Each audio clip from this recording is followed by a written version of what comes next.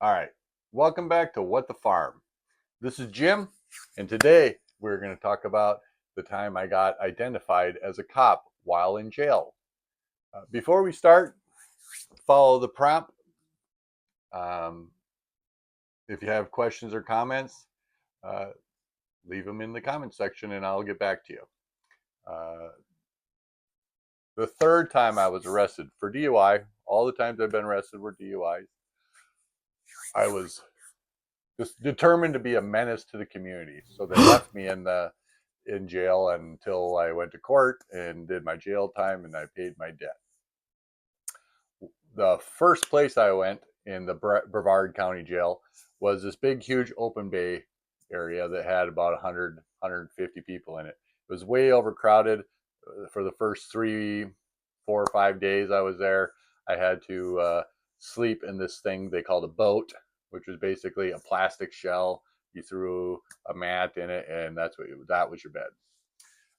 So here I am, depressed, upset, hungover for at least the first couple of days, and in this environment that was not part of my life. The first two times I'd been arrested, I kind of was in and out. I bailed out, and then so this is going to be my life now. I'm going to have to live in this new environment that's not been part of my life. I don't know any of these people. These aren't the kind of guys and people I would hang around with. In fact, the only people I had anything in common with would have been the deputies who manned the jail in Brevard County. The sheriff deputies were also the corrections officers. So here I am, trying to mind my own business. I don't have anything to say to anybody. Nobody has you know, not necessarily have anything to say to me. But so I'm in there, and this turns out to be like the detox area, because if you're drunk, then they imagine you might have detoxing problems. There were also people with medical problems, so everyone that had sleep apnea had a little CPAP machine next to their bunk or their boat, and that's where they slept. I never, not the kind of thing I thought I would find in jail, but there were people with, older people that had walkers or wheelchairs or um, could be anything. There were also, there were several people that were, you know, accused of very severe felonies. There was a guy in there who had killed his mom and sister. There was a pedophile in there. There was several gang members. There were some white supremacy people, and all of these people in jail are friends. I am the outs. I knew I was a cop in the past. I knew uh, many things. I could pick out who was in a gang, who was not. I There's this one guy I kind of noticed just from sitting around, who was like the prisoner in charge of making sure everything is going smoothly uh, in the pod, I guess they'd call it. And he was completely covered in tattoos. I later found out he had been in jail for 4.5 years, awaiting trial for some homicide, uh, charges he had gotten. Anyhow, one day I decided I'm going to go take a shower, and this is all open, wide open. So there's like three shower heads and 7 toilets, all right next to each other, just all in a line. So I'm there taking a shower and getting all soaked up, and he comes walking over and decides he's taking a shower. And so we're standing next to each other, and I'm like washing my face and rinsing off in the shower head, and he turns to me and it's like, "You're a cop, aren't you?" And so like I'm washing my face, and then I just stop, like, "Oh fuck, I'm gonna get killed right now." So I turn and look at him, and just as politically correctly as possible, say, "I used to be a cop.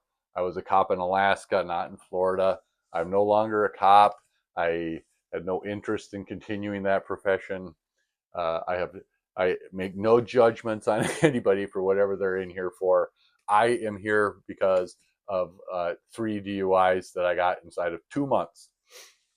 So we're on the same team, as far as like the I don't want to get killed because of a job I used to do.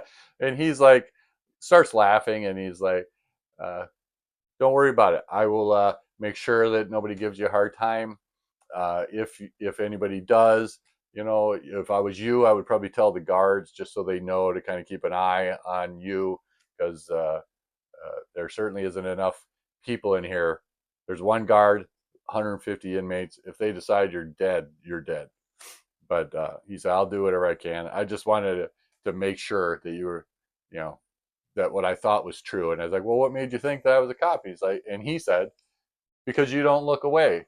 When I look at you, talk to you, you look me in the eye. You don't look like a victim.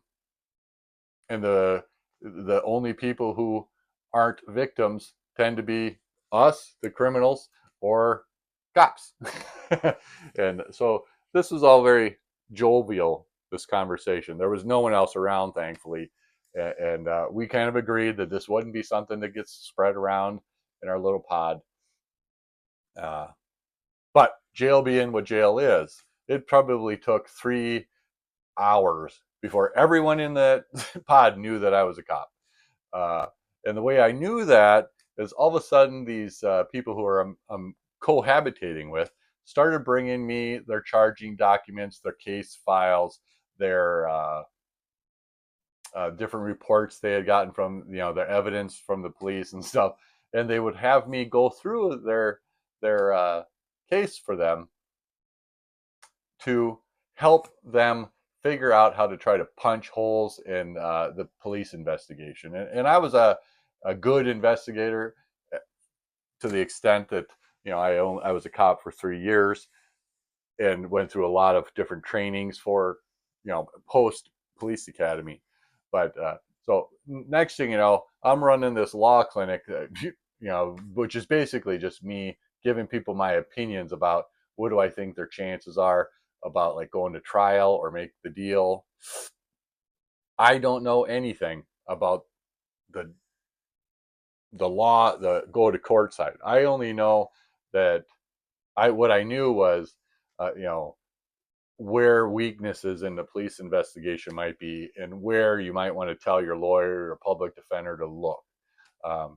So eventually, I get called out of the pod because they were watching all of this happen, and they wanted to know why was I having appointments every 15 or 20 or 30 or an hour or whatever.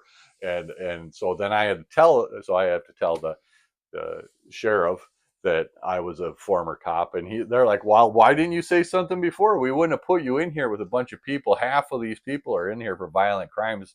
And my only response was, I'm just another guy that got a DUI. I wasn't thinking I deserved any special treatment. In fact, several of these people that you have in here, you probably shouldn't have in here. But it was just a very funny, intense but funny moment for me, and I decided I would share it with you. Anyhow, being a cop in jail is not a fun thing. It is something you have to be worried about if you ever did get arrested when you're a police officer.